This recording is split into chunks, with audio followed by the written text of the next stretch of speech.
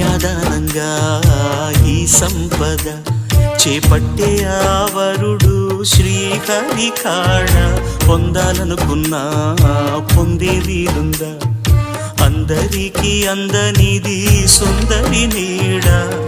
ఇందరి చేతులు పంచిన మమత పచ్చగా పెంచిన పూలత నిత్యం విరిసే నందనమవద అందానికే అందమనిపించగా